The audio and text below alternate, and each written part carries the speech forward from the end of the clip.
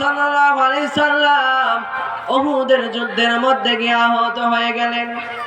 কাফেরগুলো আল্লাহ রাসূলকে চতুর্দিক থেকে তীর দিয়ে আহত করলেন। আল্লাহ রাসূল আহত দেখে আবু তালহা আল্লাহ রাসূলকে আহত দেখে দৌড় মেরে এসে আল্লাহ রাসূলকে পাঞ্জা করে ধরছে, জাপটায় ধরছে, আর ডাক দিয়ে বলে, রাসূল আপনি কখনোই মাথা উঁচু করবেন না।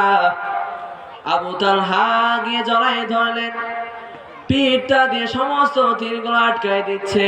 কিছুদিন আগেও দেখা যায় আবু সাইদ সমস্ত বুলেটগুলো বুকের মধ্যে নিয়েছে, তবে কি আবু তালহা বুকের মধ্যে তীরগুলো নিতে পারতো না। আল্লাহ রাসূলকে ডাক দিলেন। আবু তালহা বলতেছিলেন, আমি যদি রাসূলের আমার পিছে ফেলাই দেয়, আমার বুক দিয়ে সমস্ত তীরগুলো আটকায় দেয়, তবে অবশ্যই এটা আমার বরখলাফ হবে, সুন্নতের বরখলাফ হয়ে যাবে, আদবের বরখলাফ হয়ে যাবে, রাসূলের প্রতি আমার ভালোবাসা কম হয়ে যাবে। এই জন্য আবু তালহা সমস্ত তীরগুলো পিঠ দিয়ে আটকাইতেছিলেন।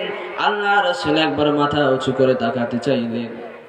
আবু তালহা কান্না করে মায়াবী কণ্ঠে ডাক দিয়ে বলে, ইয়া রাসূলুল্লাহ আবিহি আনতা উম্মি, আমার পিতামাতা আপনার জন্য কুরবান হয়ে যাক। সুবহানাল্লাহ। আল্লাহ রাসূল মাথা তুলতে চাইলেন। আবু তালহা বলছে, হে রাসূল আপনার জন্য আমার পিতামাতা কুরবান হয়ে যাক।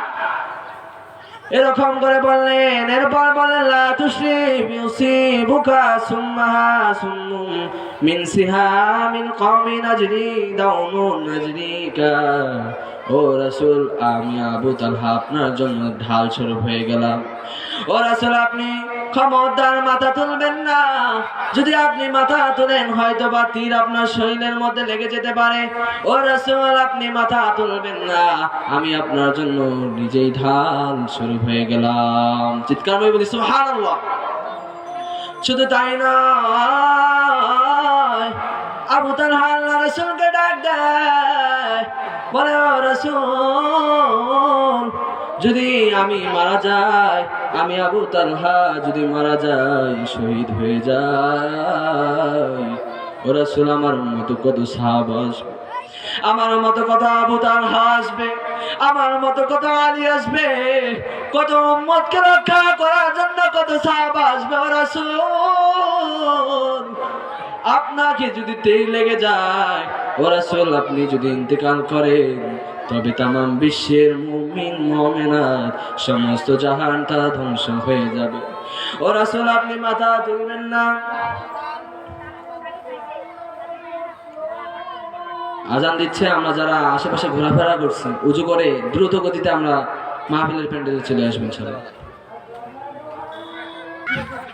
তাহলে আবু তালহা রাদিয়াল্লাহু তাআলা আনহু নিজের জীবনের থেকেও ভালোবাসতেন কাকে?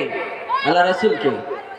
আল্লাহ রাসূলকে ডাক দিয়ে বলেন, ইয়া রাসূলুল্লাহ আমার মতো সাহাবা কত আসবে, কিন্তু আপনি রাসূল যদি চলে যান, তাম বিশ্বের জমিনে এই শেষ নবীর উম্মতগুলো পথভ্রষ্ট হয়ে যাবে। এরকম করে আল্লাহ রাসূলকে ডাক দিয়ে বললেন। আর আবু তালহা কান্না করতেছিলেন।